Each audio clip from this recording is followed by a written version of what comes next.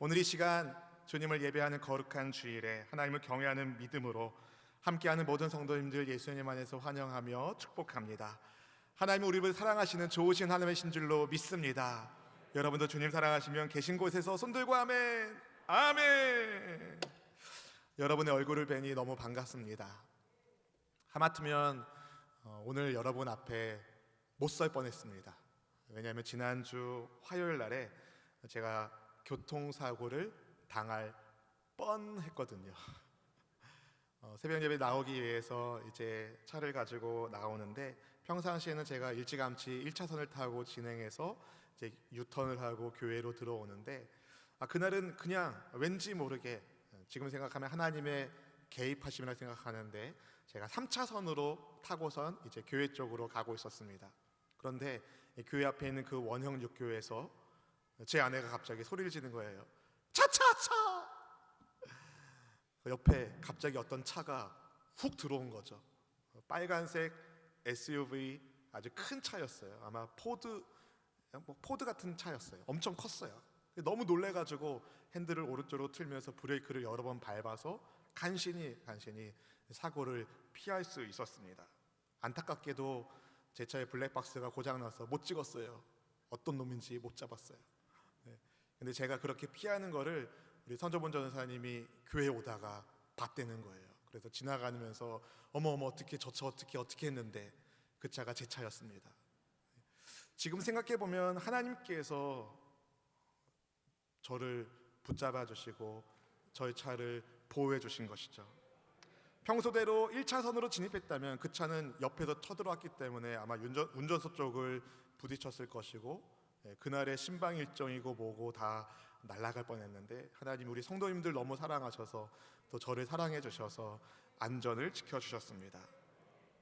그것뿐만 아니라 이 뒤에 있는 차들도 신호 대기하고 받아서 왔기 때문에 제가 그렇게 피하는 것을 보고 충분히 대처할 수 있어서 별일 없이 그날 하나님께 예배드릴 수 있었습니다. 사랑하는 성도 여러분, 우리 인생에는요 늘 이런 일들이 비일비재합니다. 예상하지 못한 무언가가 갑자기 옆에서 툭 튀어나올 때가 얼마나 많이 있습니까? 그런데 여러분, 오늘 이렇게 우리가 무사히 하나님 앞에 예배할 수 있는 사실은 하나님께서 우리를 지켜주셨다는 증거입니다.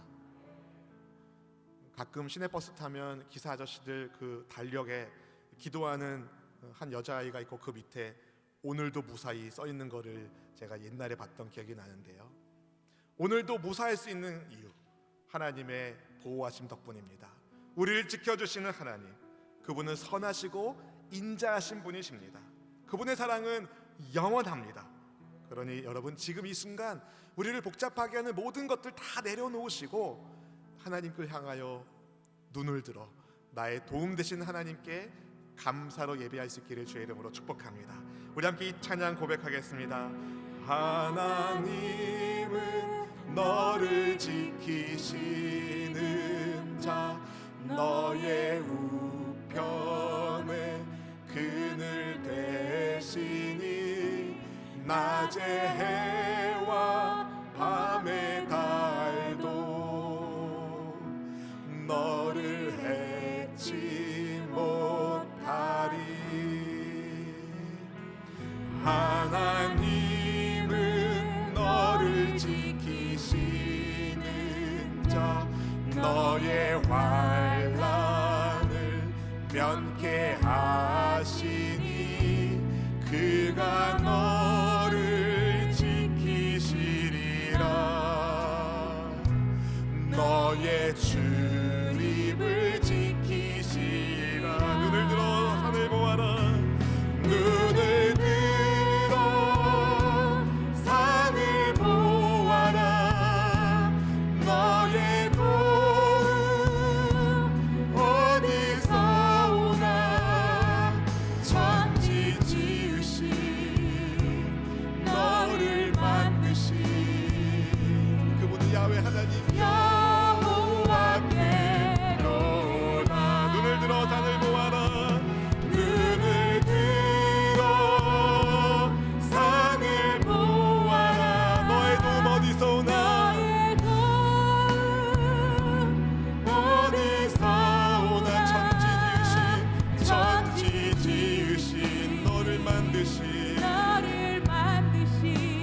하나님 찬양합니다.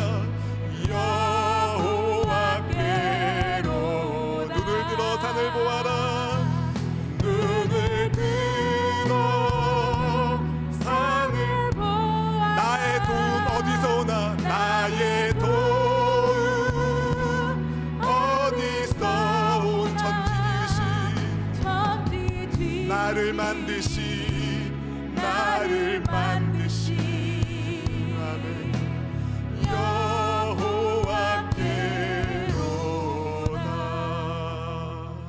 천지를 지으신 전능하신 하나님이, 나를 만드신 위대하신 하나님이 우리의 도움이시며 피난처가 되어주시며 환난 날에 도움 되어주시니 감사드립니다.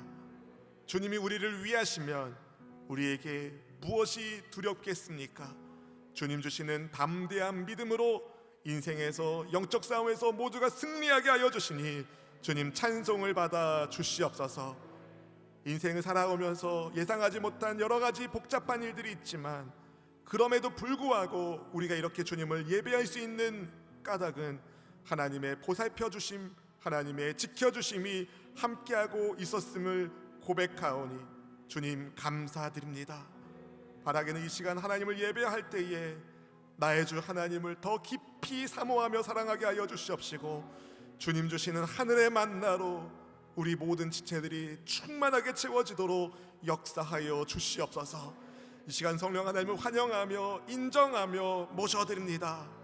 이 부족한 종이 감히 영광의 하나님 말씀을 들고 여기 섰사오니 생명의 하나님 말씀이 온전히 전달되게 하여 주시고 듣는 귀가 열리게 하여 주시며 하나님의 말씀이 역사하여 영혼이 잘됨 같이 범사가 잘되고 강건하게 하사 우리의 삶이 곧 하나님의 말씀이 흥왕해지는 복된 인생이 되게 해 주시옵소서. 우리의 삶 가운데 날마다 형편을 보살펴 주시고 인도하여 주시는 우리 구주 예수님의 이름으로 간절히 축복하며 기도하옵나이다. 아멘. 아멘. 혹시 여러분은 명품과 쓰레기의 차이를 아십니까? 명품은 보면 볼수록 좋지만 쓰레기는 보고 싶지 않습니다. 명품은 시간이 지날수록 더 가치가 올라가지만 쓰레기는 시간이 지날수록 더 냄새만 납니다. 예수님을 주로 믿어 하나님의 백성, 하나님의 자녀가 된 우리는 하나님의 명품 자녀입니다. 아멘. 시간이 지날수록 주님을 더욱 닮아가는 믿음의 성장과 성숙이 있는 하나님의 명품 자녀로 함께 쓰임받을 수 있기를 주님의 이름으로 축복합니다. 오늘 저는 하나님의 자녀로 살고 있습니까? 라는 제목으로 주님의 말씀을 여러분과 나누려고 합니다. 성경은 예수님을 믿는 성도, 예수님을 주로 고백하는 성도가 바로 하나님의 자녀라고 말씀하고 있는데요, 예수님을 주로 믿는 성도의 특징, 하나님의 자녀의 특징은 무엇이 있을까요? 오늘 말씀을 통해 한 가지를 함께 배우고자 합니다. 예수님께서 십자가를 지시기 위하여 예루살렘 성에 입성하여 주셨습니다. 주님은 거기서 날마다 백성들에게 말씀을 가르쳐 주셨습니다. 십자가 죽음을 목전에 두고 있으시면서까지 예수님은 백성들을 가르쳐 주셨어요. 그만큼 주님께서 그들을 사랑하셨다는 것을 알 수가 있습니다. 그런데 그런 예수님을 찾아와 딴지를 거는 몇몇 부류의 사람들이 있었습니다. 전에 살펴본 것처럼 한 번은 대제사장들과 서기관들이 장로들과 함께 찾아와서 예수님께 물었습니다. 누구 권위로 백성들을 가르치냐고 말이죠. 예수님은 침례 요한의 침례가 하늘로부터인지 아니면 사람으로부터인지 먼저 답하라는 말씀으로 그들의 말문을 막아 놓으셨습니다.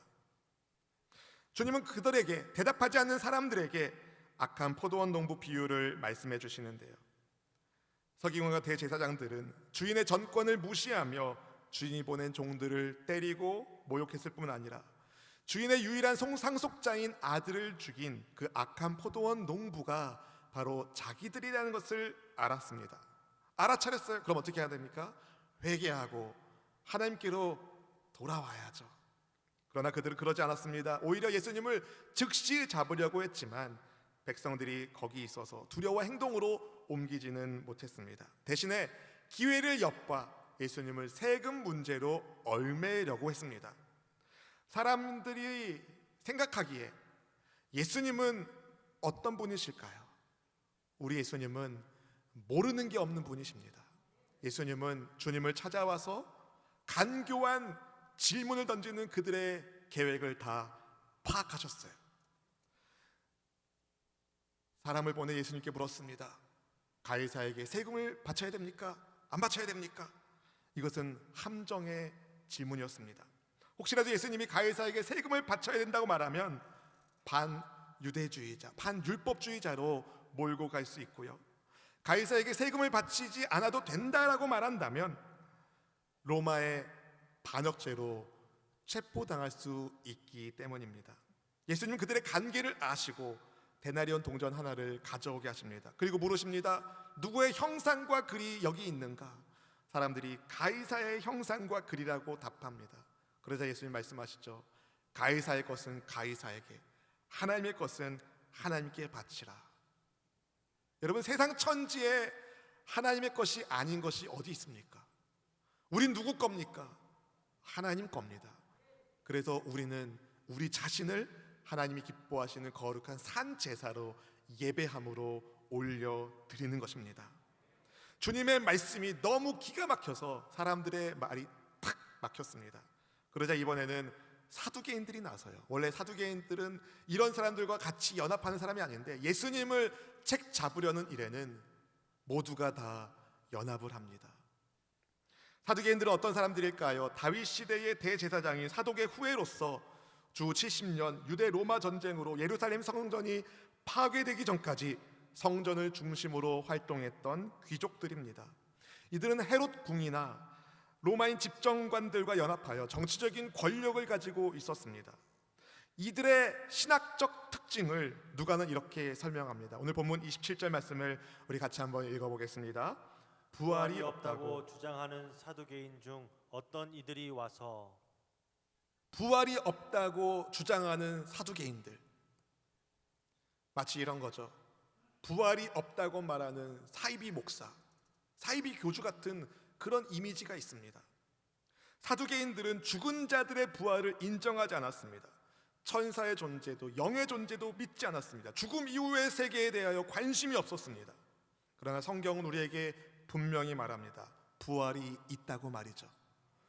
신약에 예수님께서 부활하신 것만 아니라 나사로의 다시 살아남, 그리고 나인성 과부의 아들이 살아난 것 외에도 구약 성경에도 부활의 흔적, 부활의 증거가 있습니다.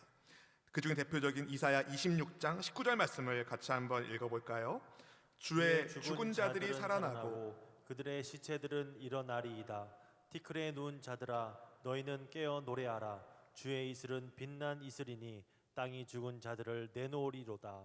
아멘. 분명히 구약에도 부활에 대한 말씀이 있습니다. 다니엘 12장 2절에도 나오는데요. 집에서 한번 읽어보시길 바라요. 근데 왜 사두개인들은 성경의 부활을 말씀하고 있는데 부활을 믿지 않을까요? 그들이 내세우는 대답은, 아니, 우리가 권위를 인정하는 모세 오경에는 부활에 대한 증거가 없다고 그들은 말했습니다. 그러나 사실 그들의 내심은 좀 달랐어요. 그들이 현재 누리고 있는 현재의 즐거움, 현재의 풍요로움, 이것을 포기하고 싶지 않았던 것입니다. 현실의 풍요와 지위를 지키기 위하여 부활을 부정한 것입니다. 현재가 너무 좋은데 내세에는 관심이 없던 것이죠. 그러니까 부활을 말씀하시고 증거하시는 예수님이 그들의 안정된 기반을 흔드는 것 같은 그런 사람으로 생각해서 예수님을 찾아와서 예수님께 시비를 건 것입니다. 예수님 찾아온 사두개인들이 예수님께 묻기를, 형이 후사 없이 아내를 두고 죽으면 동생이 그 아내를 맞이해서 형의 후사를 잇는 이 모세의 율법을 언급하면서 예수님을 곤란하게 만들려고 합니다. 뭐라고 말하는지 28절 말씀을 같이 한번 읽어보실까요? 물어 이르되 선생님이여, 모세가 우리에게 써주기를 만일 어떤 사람의 형이 아내를 두고 자식이 없이 죽으면 그 동생이 그 아내를 취하여 형을 위하여 상속자를 세울지라 하였나이다. 네, 우리가 봤을 때는 너무 이상한 제도 같지만 이 수혼 제도, 수혼 율법은요, 하나님께서 이스라엘 백성들의 후손이 끊어지지 않게 하시려는 계획에 따라서 세워진 말씀이었습니다.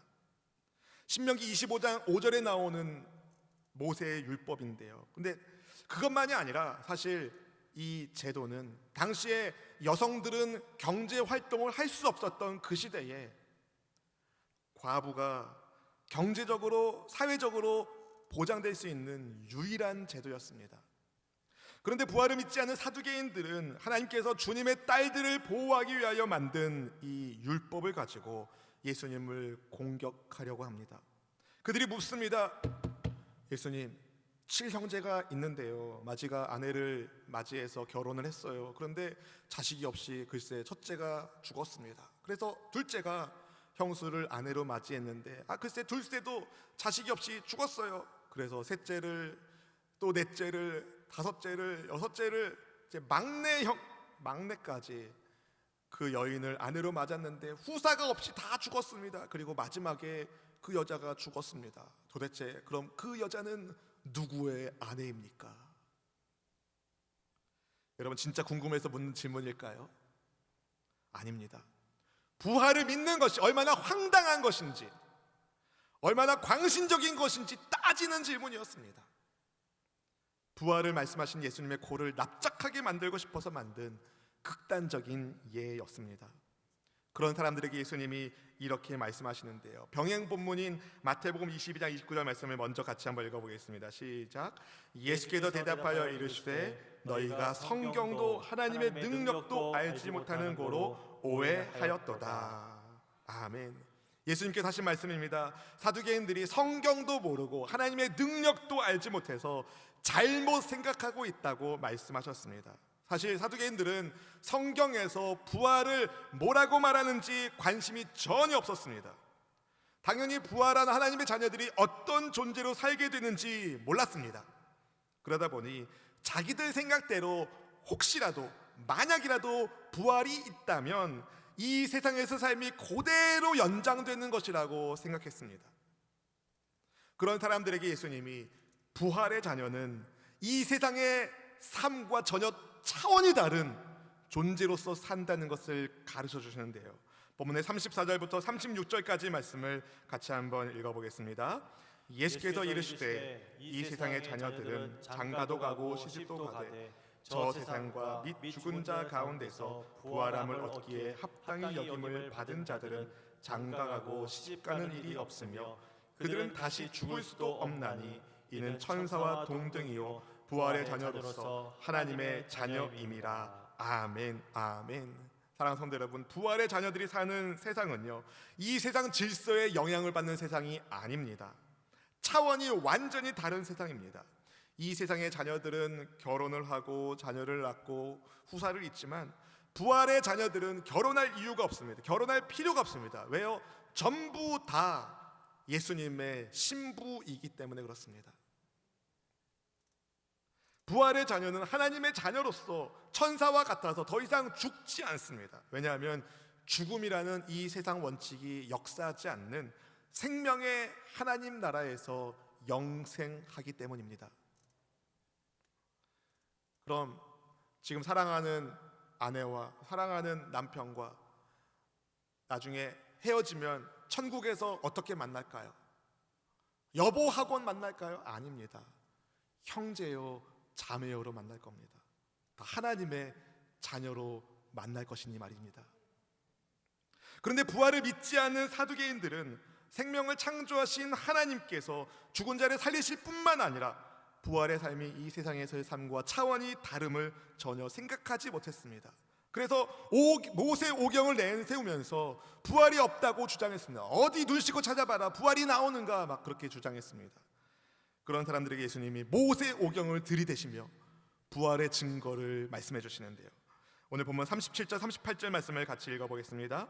죽은 자가 살아난다는 것은 모세도 가시나무 떨기에 관한 글에서 주를 아브라함의 하나님이요 이삭의 하나님이요 야곱의 하나님이시라 칭하였나니 하나님은 죽은 자의 하나님이 아니요 살아있는 자의 하나님이시라. 하나님에게는 모든 사람이 살았느니라 하시니 아멘, 아멘. 예수님께서 무슨 말씀을 인용하셨습니까? 출애굽기 3장 6절 말씀을 인용하시는데요, 하나님께서 불 붙는 떨기나무 가운데 모세를 부르셨을 때 하나님은 스스로를 아브라함의 하나님, 이삭의 하나님, 야곱의 하나님으로 소개하셨습니다. 당시에 아브라함이 죽은 지 400년이 훨씬 지났는데 말이죠. 그럼 어떻게 말씀하셔야 됩니까?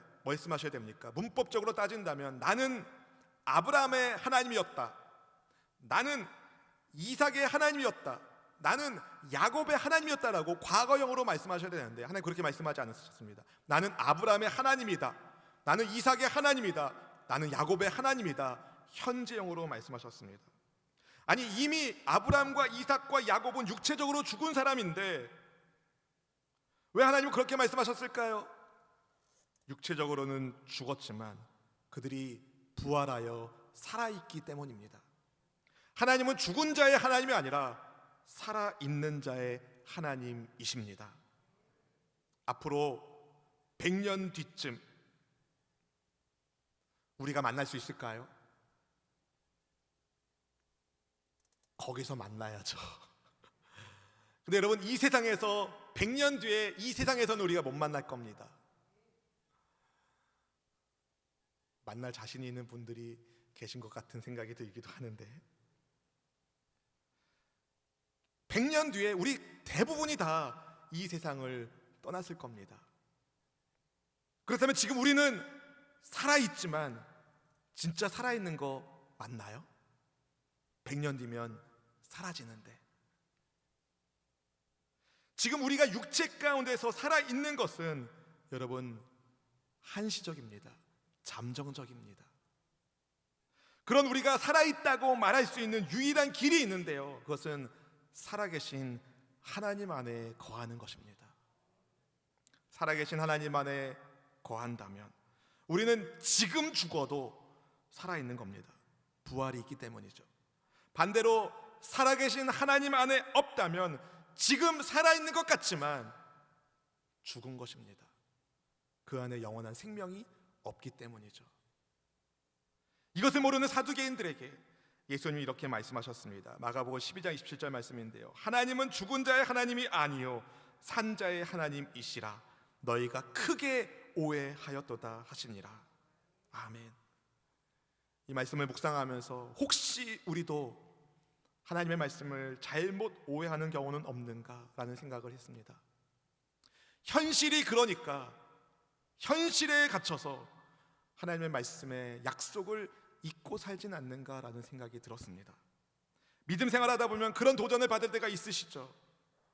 현실이 이러이러한데, 목사님 모르는 소리 하지 마세요. 현실은 그렇지 않아요. 하나님의 말씀이 아무리 이렇다고 말씀하셔도 현실이 그렇지 않기 때문에 외면하는 경우는 없었습니까? 예를 들어 성경은 우리의 거룩함을 말씀하시는데 현실이 녹록치 않으니 하나님께서도 이해해 주실 거야 라는 생각으로 세상 사람들처럼 살 때가 얼마나 자주 있었습니까?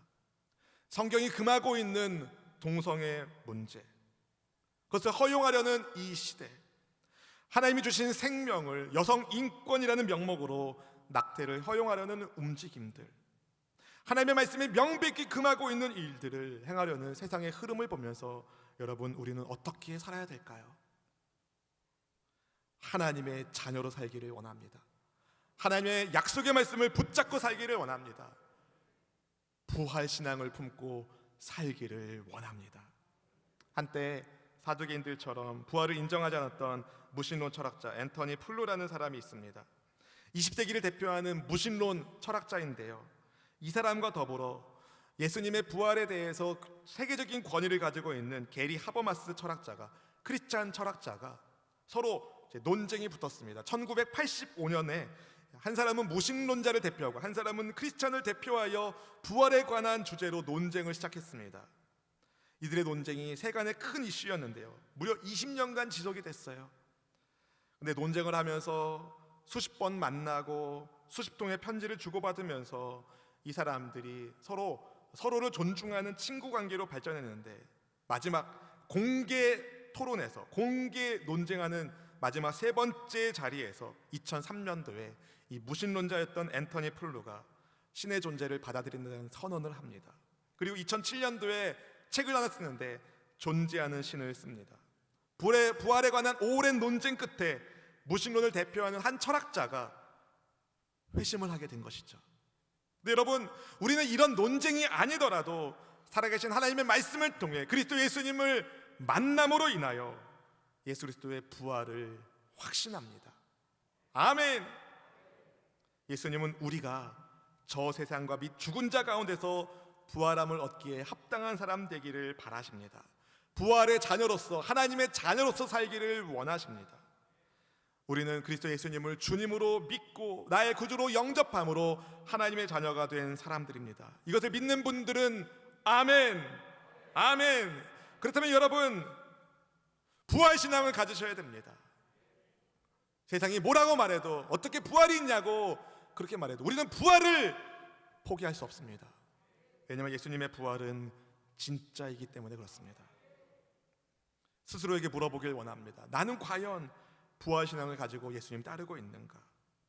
하나님의 자녀로 살고 있는가? 아니면 현실에 갇혀서 부활신앙을 잊고 있지는 않는가? 북한의 황해도 곡산마을에서 이런 일이 일어났습니다. 그날 아침 그 마을의 전도사였던 한 소녀의 엄마가 다른 26명의 그리스도인들과 함께 끈으로 결박되어 공산주의자들의 무리에 끌려갔습니다. 공산주의자들이 눈에 핏발을 세우고 그들에게 소리를 치고 있었습니다. 그리스도를 부인하라, 예수를 부인하라. 그렇지 않으면 너희 모두는 죽을 것이다. 그러나 전도사인 소녀의 엄마뿐 아니라 다른 26명의 그리스도인들, 공산주의자들의 요구를 거부합니다. 예수님의 부활을 고백하며 예수님을 그들의 구주로 고백합니다. 그러자 공산주의자들 가운데 우두머리가 되는 군인이 다시 소리를 지릅니다. 그리스도를 부인하라.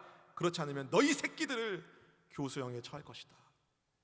그때 전도사 엄마를 그 딸이, 소녀가 쳐다보았습니다.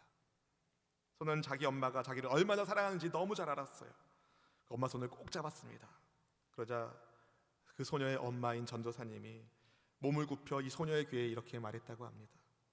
확신과 평화가 넘치는 음성으로, 사랑하는 딸아, 오늘 천국에서 만나자. 이번에도 그들 모두 그리스도 예수님을 부인하지 않았습니다. 그러자 공산주의자들이 즉시 그들의 자녀들을 다 사륙했습니다. 공산주의자들이 소녀의 엄마인 전도사와 다른 26명의 그리스도인들을 이번에는 도로 공사를 하고 있는 현장에 끌고 가서 포장 공사를 하고 있는 거대한 롤러 기계 위에 강제로 눕혔습니다. 그리고 마지막 기회를 준다고 외쳤습니다. 그리스도를 부인하라. 그렇지 않으면 이 기계로 너희가 뭉개질 것이다. 자녀들을 먼저 하나님의 품에 떠나보낸 소녀의 엄마와 26명의 그리스도인들은 무슨 결정을 냈을까요? 그들은 그리스도 예수님을 부인하지 않고 주로 고백하며 순교했습니다. 이 땅에서 그들은 이룰 수 없는 고통을 받았지만 그들 안에 부활 신앙이 있었기 때문에 하늘에 속한 그리스도인으로 예수님을 부인하지 않고 고백한 것입니다. 저는 그들 모두가 부활하신 예수님의 품에 안긴 줄로 믿습니다. 그리고 주님 다시 오실 그때에 그들은 뭉개진 몸이 아니라, 찢겨진 몸이 아니라 가장 영광스럽고 아름다운 부활의 몸으로 우리와 함께 만나게 될 줄로 믿습니다. 사랑하는 성도 여러분, 하나님의 자녀는요 그리스도 안에 있는 사람들입니다. 그들은 모두 부활함을 얻기 때문에 이 현실에서 믿음을 가지고 담대하게 삽니다. 여러분, 움츠려들지 마십시오. 담대하십시오. 우리 예수님이 세상을 이기셨습니다. 언젠가 그리스도 예수님 안에서 죽은 자와 산 자가 다시 만날 때가 올 겁니다. 그날이 언제일까요? 고린도전서 15장 51절 52절 말씀을 같이 한번 읽어보실까요? 보라, 내가 너희에게 비밀을 말하노니 우리가 다 잠잘 것이 아니요 마지막 나팔에 순식간에 호련히 다 변화되리니 나팔 소리가 나매 죽은 자들이 썩지 아니할 것으로 다시 살아나고 우리도 변화되리라. 아멘, 아멘. 예수 그리스도께서 다시 오시는 그날, 그리스도 예수님 안에서 죽은 자와 산 자가 다시 만나게 될 것입니다. 그때가 언제일지 아무도 알 수 없으나 예수님의 재림과 함께 하나님 나라가 완성될 때에 예수님 믿는 모든 성도는 부활의 몸을 입고 부활의 자녀로, 하나님의 자녀로 함께 하나님을 예배하게 될 것입니다. 지금 무엇이 여러분의 마음을 상하게 만들고 있습니까? 어떤 염려와 근심 때문에 밤잠을 설치고 계십니까? 지금의 현실이 우리 인생의 전부가 아닙니다. 진짜는 우리 인생에 영생이 있는 것입니다. 살아계신 하나님께서, 생명의 주 예수님께서 우리의 아버지가 되어주시고 우리의 형제가 되어주시고 성령께서 우리를 도와주고 계신데 무엇을 두려워하며 무엇을 염려하고 계십니까? 바라기는 하나님의 자녀로서 부활신앙을 딱 잡으시고 이 세상의 삶이 전부가 아니라 우리에게 약속한 영원한 삶을 소망하며 믿음을 가지고 담대하게 사는 우리 모두가 되기를 축복합니다. 현실 때문에 믿음이 쪼그라드는 것이 아니라 부활신앙의 믿음 때문에 현실의 어려움을 능히 뛰어넘는 천국의 사람으로 살아가는 우리 모두가 되기를 주님의 이름으로 축원드립니다. 우리 찬송가 함께 찬양하기 원하는데요, 이때를 소망하며 능력 있게 찬양하겠습니다. 하나님의 나팔 소리 천지 진동할 때에 예수 영광 중에 구름 타시고 천사들 세계 만국 모든 곳에 보내요 구원받은 성도들을 모으리. 나팔 불 때 나의 이름, 나팔 불 때 나의 이름, 나팔 불 때 나의 이름, 부를 때에 잔치 참여하게 돼. 무덤 속에 잠자는 자 그때 다시 일어나 영화로운 부활 승리 얻으리. 주가 택한 모든 성도 구름 타고 올라가 공중에서 주의 얼굴 배우리. 나팔 불 때 나의 이름, 나팔 불 때 나의 이름, 나팔 불 때 나의 이름, 부를 때에 잔치 참여하는 주님 다시 오실 날을, 주님 다시 오실 날을 우리 알 수 없으니 항상 기도하고 깨어 있어서 기쁨으로 보좌 앞에 우리 나가서는 그때까지 참고 기다리겠네. 나팔 불 때 나의 이름, 나팔 불 때 나의 이름, 나팔 불 때 나의 이름, 부를 때에 우리 잘 찬양합니다. 무덤 속에 잠자는 자, 무덤 속에 잠자는 자 이때 다시 일어나 영화로운 부활 승리 얻으리. 주가 택한 모든 성도 구름 타고 올라가 공중에서 주 다시 한번 고백하겠습니다. 무덤 속에 잠자는 자, 무덤 속에 잠자는 자 그때 다시 일어나 영화로운 부활 승리 얻으리.